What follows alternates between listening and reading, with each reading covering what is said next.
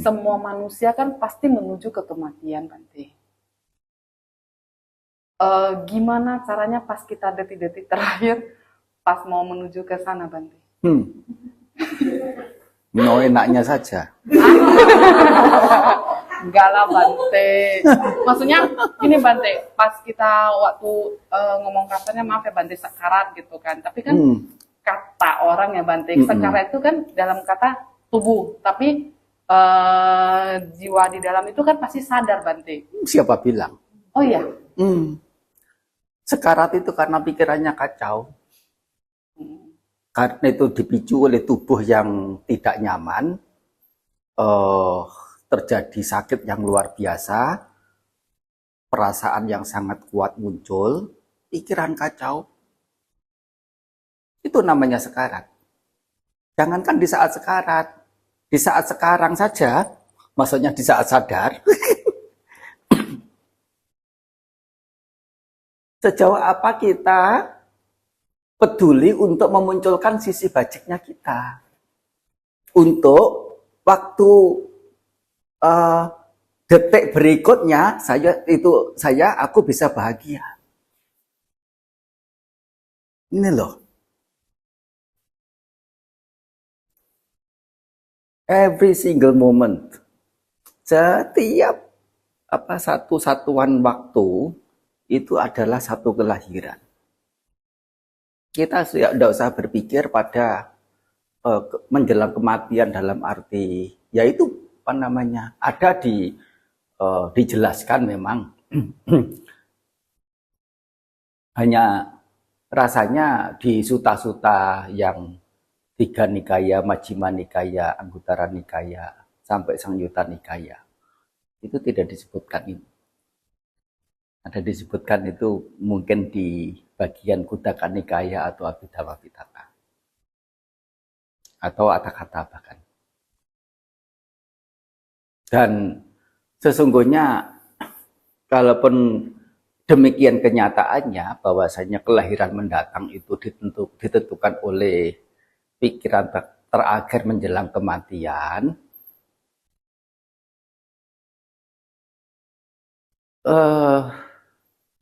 sangat tidak wise, tidak bijaksana kalau kita menanti-nanti saja, berusaha ya bertekad pokoknya gimana caranya Bante pakai jimat atau pakai apa begitu. Nah, barangkali ya bisa gitu ya. Pakai jimat itu satu pegangan yang dipercayai dengan kuat. Begitu melihat, begitu mengingat, begitu arahnya nanti ke urusan hal apa sehingga jimat itu diberikan. Jadi mungkin jimat itu bisa mengantarkan nanti memunculkan ingatan, oh aku harus punya pikiran yang baik. Itu pun juga belum tentu. Jangankan sewaktu permisi bicara, sewaktu sekarat, sewaktu sadar saja juga ogah-ogahan. Meskipun ada jimat. Lagi-lagi gagal. Terlebih dalam kondisi sekarat, sekali lagi, susah. Kalaupun memungkinkan, pas begitu jackpot itu ya dapat. Menjelang kematian pikirannya baik muncul. Tapi kalau tidak didukung dengan sepanjang hidup ini, dengan nilai-nilai baik, ya memang akan terlahir di alam kehidupan yang menyenangkan. Tapi semuanya itu kan sebentar lamanya itu kan tergantung pada sebabnya. Kalau sebabnya itu hanya berpikir dan hanya sekejap, terlahirnya juga akan sekejap buahnya itu. Ada yang terlahir di alam peta hanya 7 hari. Ada yang terlahir di alam surga hanya sebentar.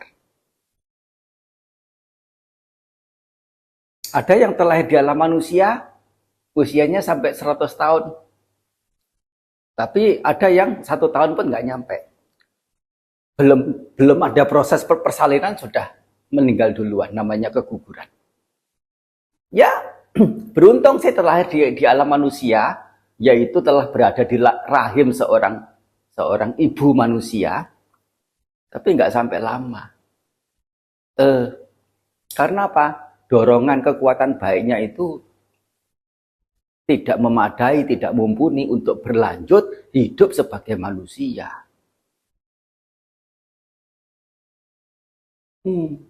Jadi kalaupun memungkinkan dapat jackpot ya, pas menjelang kematian pikiran yang baik muncul. Berapa lama? Dibandingkan dengan tidak usah cemas tentang itu. Dan tidak cemas itu menjadikan hidup ini sepanjang hidup jadi tenang. Dan terkondisikan untuk ya memunculkan hal-hal yang baik. Dan bertekad berupaya dengan kesengajaan, dengan kesungguhan, dengan kepedulian untuk melakukan hal yang baik, setidaknya menjalani hidup ini dalam kehidupan sekarang ini juga dengan lancar, dengan nyaman, dengan aman, dengan bahagia. Buah-buah dari kebahagiaannya itu yang dikatakan tidak dhammika samparayika, yaitu tidak dhammika itu di saat punya pikiran bajik, itulah buah ada di sana, yaitu rasa lega, leluasa, ceria, bugar, tenang, damai. Nah, dan samparayikanya bagaimana? Samparayika ya setelah 2 tahun kemudian mungkin, atau seminggu kemudian, atau 5 tahun kemudian, 20 tahun kemudian.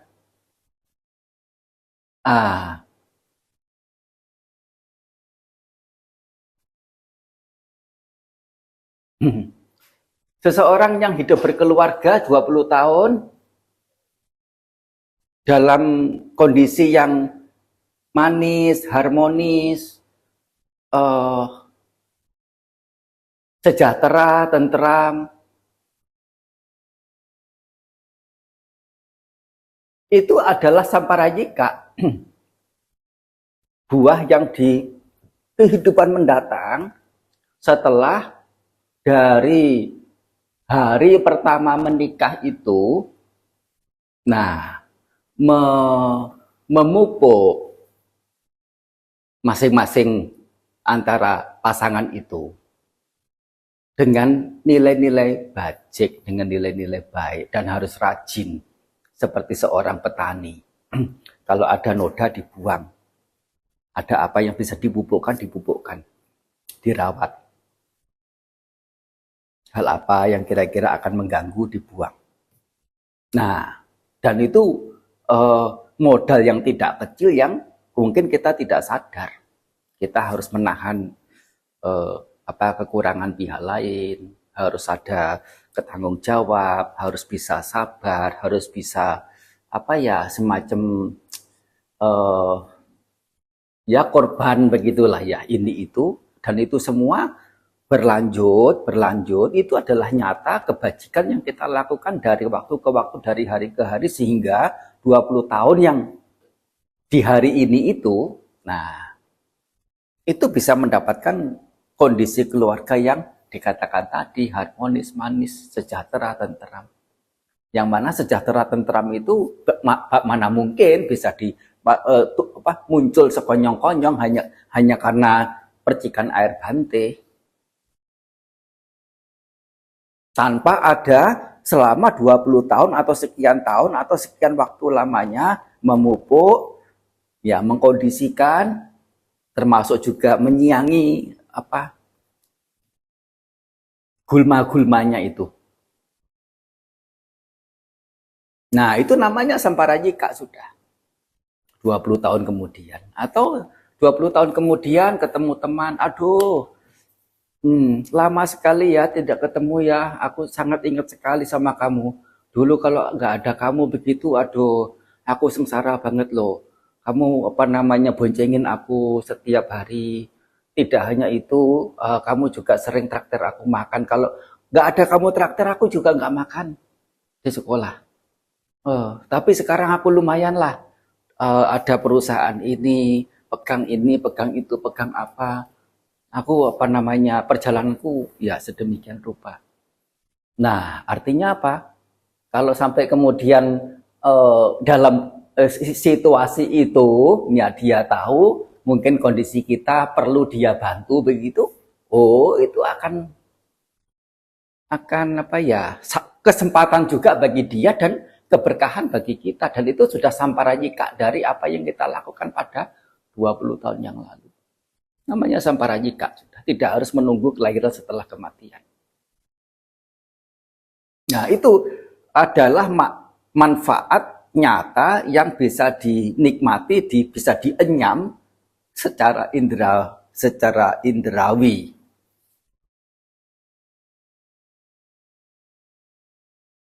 Yang mana, ya sekali lagi, kehidupan mendatang, kalaupun tidak ada, ya sudah. Ya toh? Kita tidak tahu kan? Termasuk juga, ini adalah buah kehidupan sekarang ini, buah kehidupan yang lampau. Menjadi bahagia seperti ini, tapi kita juga tidak ingat yang lampau melakukan apa. Kalau ada musibah apa dalam kehidupan ini, yang lampau buat buruk apa juga tidak ingat. Buat buruk apa, sebesar apa, sebanyak apa, sehingga saya menerima buah karma buruk seperti ini. Buah karma buruk ini seberapa lama akan aku dapatkan, tergantung pada perbuatan buruk yang aku lakukan pada kehidupan yang lampau. Berapa banyak, aku nggak tahu. Jika tidak tahu bagaimana buah karma sekarang itu bisa habis, kapan habis? Ini yang Sang Buddha ajarkan di Tipitaka. Bukan saya ngomong. Ya memang saya ini ngomong. Nah, menirukan. Mengangkat kembali. Ya, jadi sekarang ini sudah menjadi buah karma lampau juga. Tetapi untuk bahagia menderita itu sendiri, ya tidak melulu bergantung pada sepenuhnya yang lampau, tetapi di saat-saat momen-momen memunculkan sisi apa dalam pemikiran, itulah yang menjadi buahnya. Kalau sisi baiknya ya bahagia, kalau sisi buruknya ya menderita. Nah, begitu.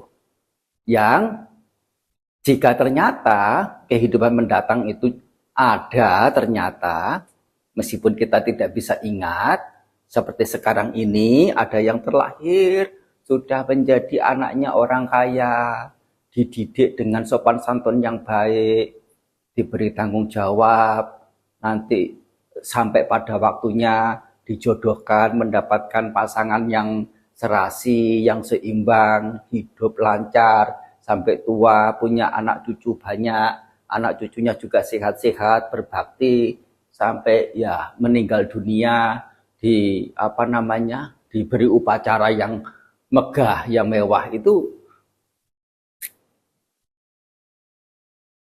adalah buah-buah yang nyata merupakan akibat dari yang lampau. Yang mana sejauh apa kita sudah merasakan bahwa ini adalah sebagai buah sudah. Sejauh apa sudah sadar. Ini juga sebagai buah. Walaupun kita tidak tahu, tidak ingat yang lampau itu melakukan apa. Demikian pula yang akan datang kita juga tidak tahu akan lahir atau tidak. Tetapi jika pastinya di kehidupan yang nyata ini, yang sangat nyata ini, kita tahu memilih melakukan sesuatu, nah yang bajik, yang cerdas, yang pandai, yang pintar, yang mulia, yang bijaksana, nah dan kehidupan mendatang itu ternyata ada, dia tinggal melanjutkan kebahagiaan kehidupan di sana. Tidak perlu bertekad menjelang kematian itu akan terlahir di mana. Kalaupun sampai kepleset begitu ya, kepleset. Berbuat baik sepanjang hidup, pas menjelang kematian, pikiran buruk yang muncul. Memungkinkan enggak? Ya mungkin saja, tapi kemungkinannya berapa persen? Kalau kebiasaannya itu pikirannya pikiran baik. Terbiasa dengan berpikir baik.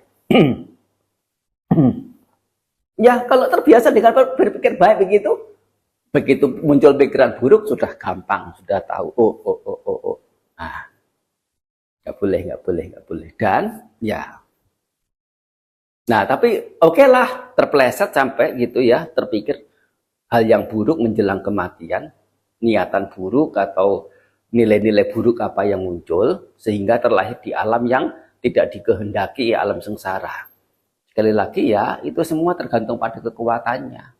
Kekuatan hanya pada saat berpikir, ya sekali itu satu kurun waktu kecil sedikit, nggak sampai 1 detik, bahkan mungkin tidak itu bukan destiny, itu bukan apa namanya, bukan takdir, dan juga bukan apa ya, semacam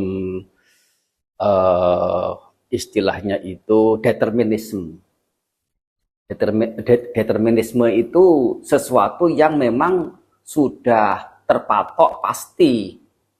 Kalau kehidupan sekarang, pemikiran terakhirnya menjelang kematian itu baik, akan berada di alam surga sepanjang waktu yang lama. Tidak ada ketentuan waktu. Enggak fair, enggak adil. Demikian pula sewaktu apa sudah berbuat baik banyak menjelang kematian, pikirannya buruk, muncul satu momen, 2 momen. Nah, kalau menurut dokter determinisme ini, itu doktrin determinisme ini, terlahir di alam yang menyengsarakan sepanjang waktu yang lama. Itu hanya apa namanya, ajaran untuk menakut-nakuti atau promosi, propaganda, atau ada agenda tertentu. Lebih banyak ke sana daripada mau memberikan penyadaran tentang arti penting seseorang mencari jalan kebahagiaan melalui hal apa yang patut dilakukan, apa yang patut dihindari. Jadi ya itu tidak penting menjelang kematian. Yang penting adalah kapan? Yang penting adalah saat ini dan ke depan nanti. Saat ini, saat yang nyata memungkinkan saya melakukan sesuatu secara nyatanya ya saat ini. Bukan waktu lampau, bukan waktu yang akan datang. Tetapi waktu yang akan datang sebelum kematian secara konvensional itu, saya punya potensi untuk melakukan masih. Soalnya kalau yang lampau kan sudah tidak mungkin. Itulah yang dimaksud saat ini dan mendatang itu. Nah, mulai saat ini hal apa yang optimal, yang bajik yang bisa saya lakukan hingga ke depan nanti, setidaknya hidup di very real life bisa dirasakan, bisa dienyam kebahagiaannya, manfaatnya. Nah, begitu. Maaf Bante, kalau pikiran kita gini, salah nggak ya kalau kita mikir besok mati? Jadi wajib kita sekarang berbuat baik, bajik, sama menjalankan sila-sila itu supaya pas waktu datang kematian kita sudah kayak, ya, udah standby gitu Bante. Itu salah satu hal yang menjadi manfaat dari perenungan kematian. Berpikir besok meninggal, berpikir besok mati. Ya. Apa yang penting jika besok mati? Nggak ada yang penting. Iya, nggak ada yang penting. Mau apa namanya, masalah urusan tanah di seberang sono, urusan apa ini itu, nggak ada yang penting. 4 orang aja nggak penting. Kalau besok itu menghadapi kematian. Dan akibatnya apa? Tidak ada hal buruk yang muncul. Karena apa? Ada pengertian yang kuat atau keterharuan, keprihatinan, bukan keterharuan, keprihatinan yang kuat terhadap kondisi yang namanya manusia punya potensi untuk mati kapan waktunya, setiap waktu, anytime. Dan mungkin juga besok. Dan andai besok itu mati, saya perlu berpikir apa? Saya perlu mengurusi apa? Apa yang perlu saya urusi, apa yang kurang perlu saya urusi. Banyak hal yang sangat tidak perlu yang orang itu urusi, ya karena menganggap dirinya nggak akan mati. Merasa nggak akan mati. Dan lebih dari itu, boleh juga merenung, kematian itu terjadi apakah setelah seseorang itu mencapai usia tertentu, 80, 70? Tidak. Ada yang baru 30 tahun, 20 tahun, 10 tahun, 5 tahun sudah meninggal dunia. Itu hanya ada di video, di film, di cerita, atau di kenyataannya. Kenyataannya ada kan ya? Kenyataannya ada. Minggu pun ada. Betul. Itu memungkinkan terjadi sama siapa saja. Siapa saja termasuk diri kita. Andai usia sekarang kita ini berapa? Jika 5 tahun yang lalu itu saya meninggal, entah apapun sebabnya, sebetulnya 5 tahun terakhir ini sudah bonus. Dan hidup sekarang ini ke depan, bonus tambahan lagi.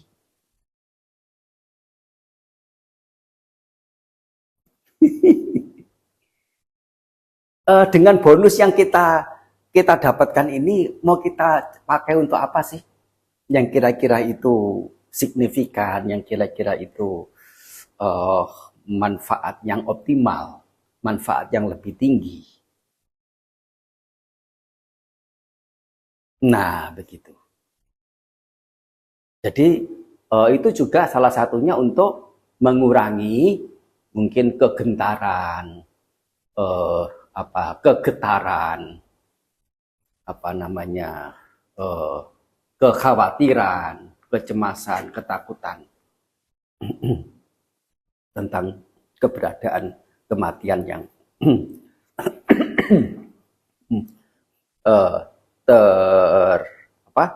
terlihat di depan mata, meskipun ya tidak tahu kapan. Tapi kalau kita berpikir, kematian semestinya bisa terjadi pada 5 tahun yang lalu, 2 tahun yang lalu, atau berapa tahun yang lalu, dan sekarang ini sudah bonus. Dan ke depan nanti bagaimana secara optimal saya menggunakan waktu dalam hidup ini dengan sebaik mungkin. Maaf, berarti makanya saya selalu berpikir kan kalau kalau besok mati, berarti saya harus ingat hari ini saya harus buat banyak selagi hidup, buatlah banyak kebajikan dan perbuatan baik. Yeah. Supaya waktu kita menuju ke sana, kita udah kayak standby gitu. Yeah. Jadi kita nggak, jadi kalau membuat satu kejahatan berpikir, ayo besok kalau mati gimana gitu. Yeah. Jadi kejahatan yang kita buat kan jadi sesuatu masalah jadinya. Ya, tapi setidaknya dengan merenungkan kematian, nah ini, dengan merenungkan kematian, besok akan mati, besok mungkin mati, hari ini adalah hari menghadapi kematian untuk besok,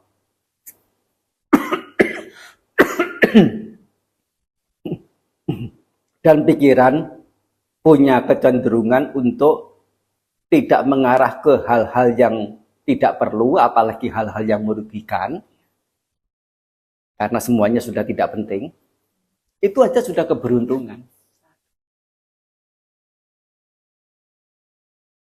Dan jika kita mau melakukan hal yang baik, terlepas besok mati atau tidak, meninggal atau tidak, di saat kehidupan, saat hidup itu, saat melakukan kebaikan itu, di saat hidup itu, saat hidup itu pula kita sedang mengenyam kebahagiaannya. Dan itu tambah 1 hari lagi syukur, tambah 1 hari lagi syukur. Nah, hitung-hitung 70 tahun nambahnya.